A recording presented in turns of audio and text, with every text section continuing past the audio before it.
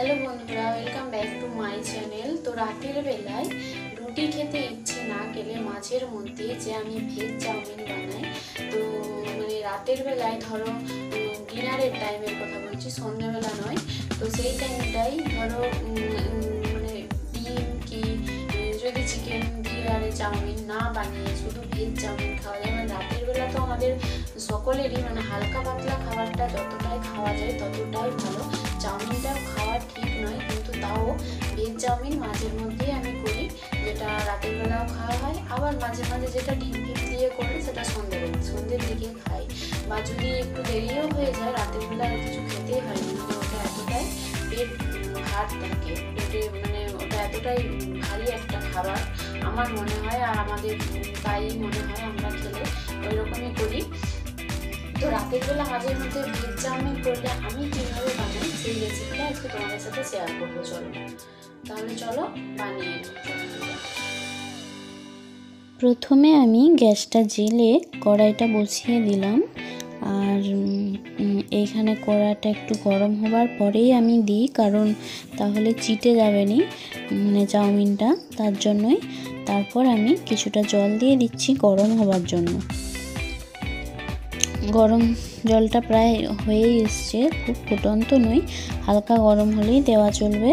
তো তারপর আমি চাউমিনটা দিয়ে দিচ্ছি। এখন অনেকেই করে গরম জলটা ঢেলে নিয়ে অন্য পাত্রে তারপর চাউমিনটা একটু ভিজিয়ে তুলে নেয়, সেরকমও করা যায়। আমি একটু ফুটিয়েই জলটা ফেলে দিই, আমার ঠিক ওইটা পোষায়নি, মনে হয় যেন একটু কেমন কেমন লাগে, তার জন্য আমি একটু ফুটিয়েই জলটা ফেলে দিই। যদি কোনো নোংরা থাকুক কি জার্ম থাকুক তো সেটা বেরিয়ে যায় ফুটিয়ে ফেলে দিলে জলটা, তার জন্যই আমার মনে হয় ফুটিয়ে ফেলে দেওয়াটাই বেস্ট।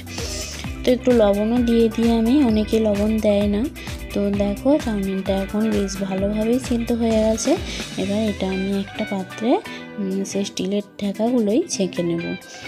আর প্লাস্টিকের ঠেকায় গরম জিনিসটা না ঢালাই ভালো, সেটা যত না দেওয়া যায় ততই ভালো। আমি কিন্তু চাউমিনটা ঢেলেই সাথে সাথে ঠান্ডা জল মেশাবো ওতে, কারণ তাহলে চাউমিনের যে মাড়টা থাকে সেই মাড়টা যাতে বেরিয়ে ওটা আরও ঝরঝরে হয়ে যায়।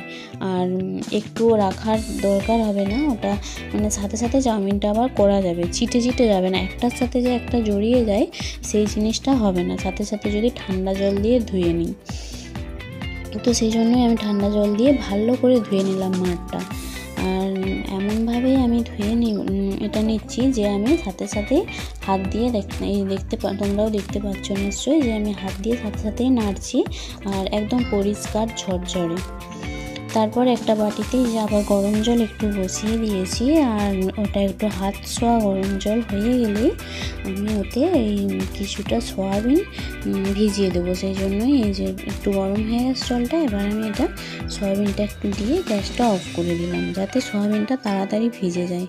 যেহেতু ভেজ চাউ করবো সেই কারণে একটু সয়াবিন দেবো, অল্প একটু লবণ দিয়ে দিলাম যাতে ভেতরে ঢুকে যায়।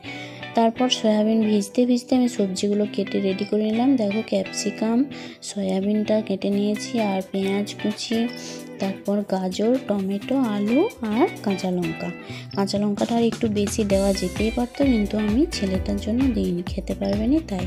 আর আমি ইউজ করি ম্যাগি মশলা, আর চাউমিনের যে মশলাটা থাকে সেটা আমি দিই না, এটাই আমি দিই ম্যাগি মশলাটা, এতে আরও টেস্টটা ভালো আসে।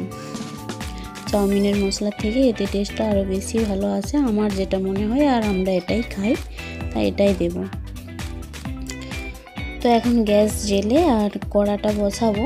আর তোমাদের কাছে আমি কিছু এটা জানতে চাই যে কড়া পরিষ্কার করার যদি কোনো টিপস তোমাদের কাছে থাকে তাহলে আমাকে প্লিজ জানিও, কারণ কড়ার অবস্থা আমার খুবই খারাপ।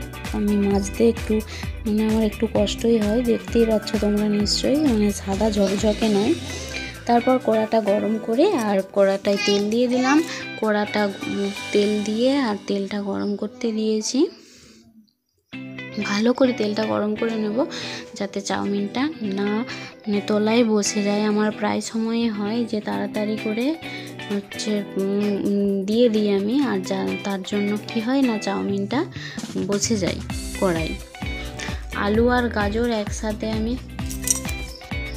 আলু আর গাজর আমি একসাথে ভেজে নিচ্ছি, কারণ গাজরটা একটু শক্ত আর আলুটাও একটু শক্ত, এই দুটো জিনিসই হতে একটু টাইম লাগবে, তার জন্য আমি এগুলো একসাথেই দুটো দিয়ে দিলাম। আর তারপর মশলাগুলো এক এক করে অ্যাড করে দিচ্ছি, লবণ, তারপর ধরো ওই হলুদের গুঁড়ো, হলুদ তোমরা চাইলে দিতেও পারো, নাও দিতে পারো, ওটা অপশনাল।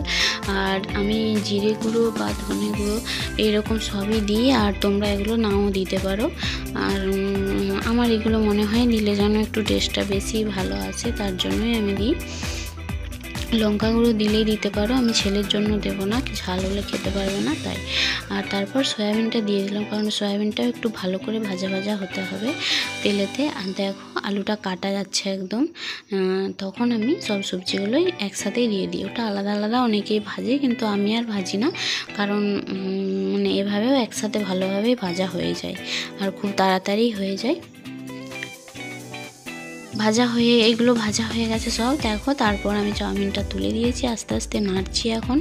আর এটাই সব থেকে আমার বেশি কষ্ট লাগে চাউমিন করতে গিয়ে, মানে প্রথমে চাউমিনটা দিয়ে পুরো সবজিটা মেশানোটা।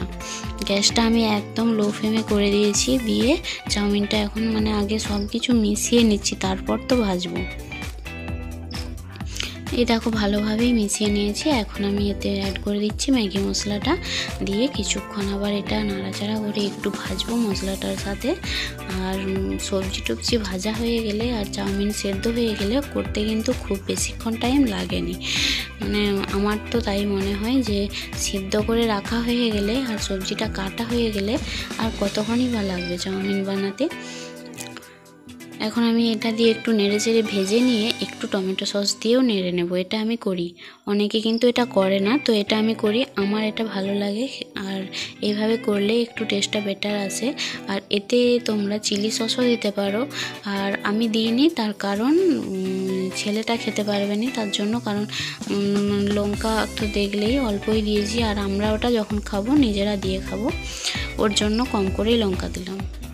চাউমিন রেডি হয়ে গেছে, দেখো। রাত্রেবেলার ডিনার কিন্তু একদম পারফেক্ট, দারুণ লাগছে দেখতে, আর সত্যি কথা বলছি খুব টেস্ট হয়েছিল। এই যে আমাদের 3 জনের জন্য এখন পেরে নিয়েছি,